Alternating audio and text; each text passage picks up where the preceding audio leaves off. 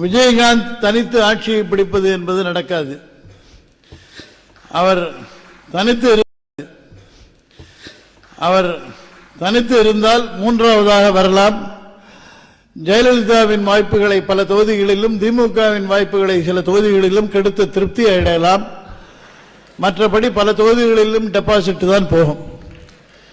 ஆனால் ஒரு கட்சியை தோற்கடிக்கக்கூடிய அளவுக்கு ஒரு 8% 9% அந்த மாதிரி வாக்கு வாங்கலாம். பிஜேபியோட ஒரு கூட்டணி வச்சுப்பாரான்னு கேட்டால், BJP Jayalalithaa if they come close, I do not know whether Jayalalitha would accept an alliance with Vijaykanth. அந்த ப்ராப்ளம் இருக்கும். இவரும் விஜயகாந்தும் தன்னுடைய ஓட்டு பலத்தை மீறிய ஆசைகளை வளர்த்து கொண்டு விட்டார். இந்த கூட்டம் பார்த்து எல்லாரும் ஏமாறுறாங்க சார்.